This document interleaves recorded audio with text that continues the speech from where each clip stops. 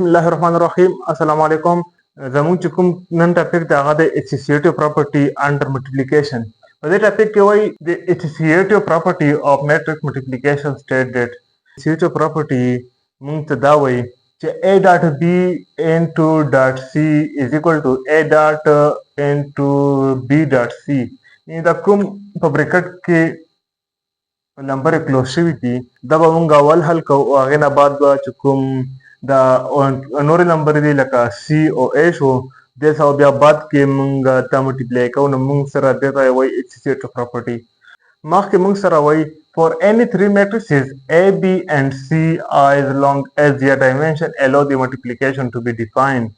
د دې څه مطلب شو چې موږ سره چې کوم میټریسز دي هغه به کوم ملټیپلیکیشن رول دی هغه به اپلای کوي نو موږ بیا دا کوم پراپرټي ده دا بیا اپلای کولی شو په دې میټریسز باندې. او اسوسییټیو پراپرټي کې موږ سره اټلیسټ درې میټریکس پکار وي او درې نه زیات نشي کېدی او درېو نه کم نشي کېدی په اسوسییټیو پراپرټي کې.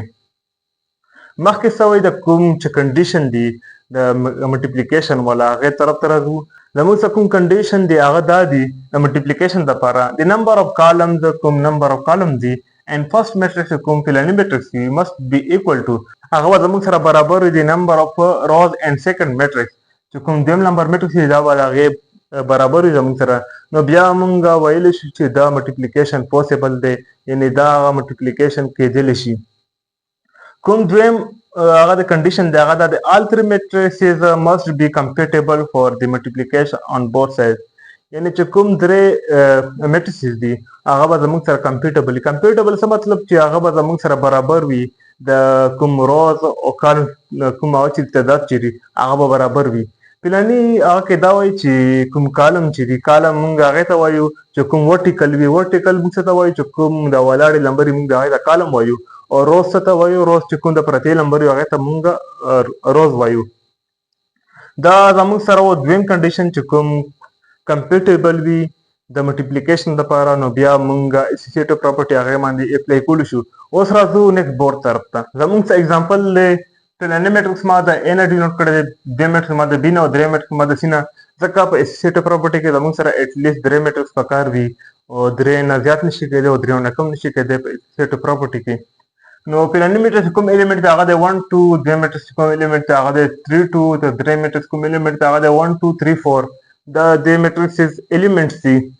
که موږ وګورو نو دا یو بل ته ظاهري طور باندې کمپیټیبل نه دي یعنې ملټیپلیکیشن لپاره یو بل ته کمپیټیبل نه دي ځکه د دوی کوم ډایمنشن دی هغه بالکل یو نه بل نه جدا دی لکه څنګه د دې ډایمنشن دی هغه د 2 ملټیپلای 1 ځکه دې کې دوه رو دی او یو کالم دی.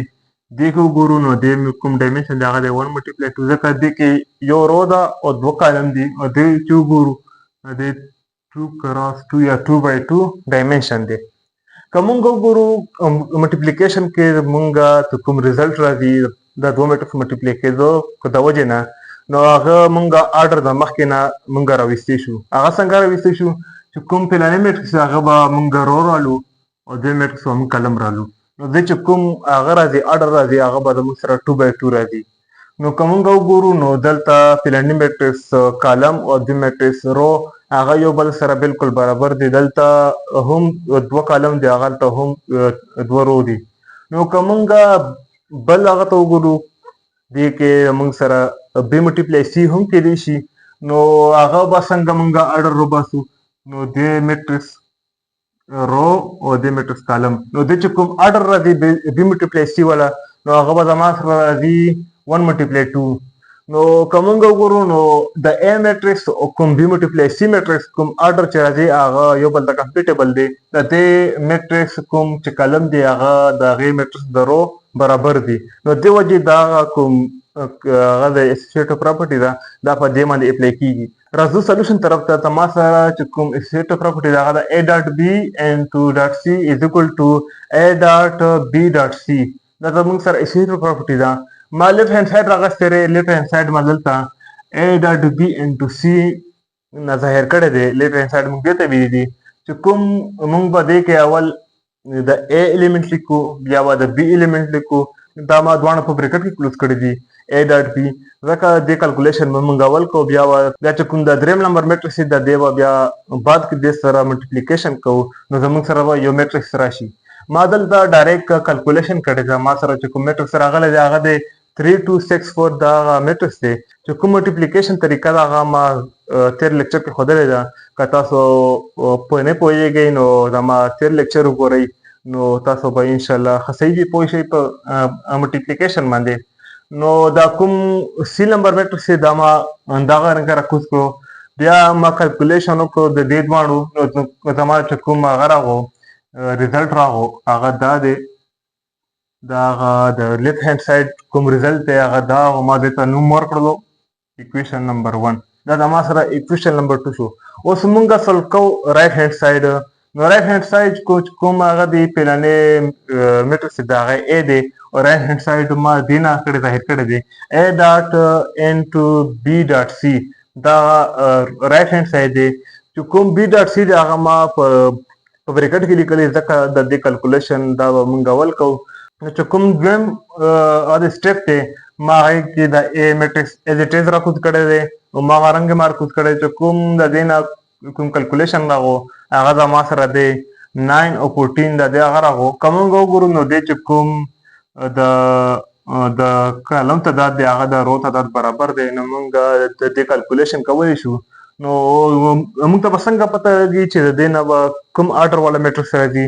نو راځو هغه باندې چې ځان پوه کړو. زموږ سره دې کې 2 رو دي او یو کالم دی. دې کې زموږ سره یو رو ده او 2 کالم دي. نو موږ به د پیرني رو او د دویم کالم ته راوالو.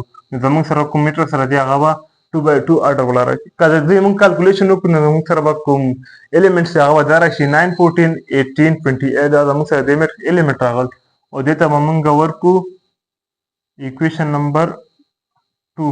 که مونږ equation number 1 او equation number 2 نه وګورو نو زموږ سره کوم لیفت هینډ سایډ دی هغه بالکل برابر دی د رایټ هینډ سایډ. دا زموږ سره و associative property under multiplication. نو آی هوپ د تاسو به ښه پوه شوي. زموږ چې کوم نن ټاسک دی هغه دی دا دی کوم ما سره A میټرکس دی هغه چې کوم ایلیمنټ دی هغه دی 2 3. کوم B میټرکس دی هغه دی 3 2. کوم C میټرکس ایلیمنټس دی هغه دی 2 5 1 2. نو تاسو دا په دې associative property باندې اپلای کړئ. آیا په دې باندې دا اپلای کیږي که نه اپلای کیږي تاسو کمنټ باکس کې ما ته کمنټ وکړئ چې اپلای شو یا اپلای نه شو. والسلام.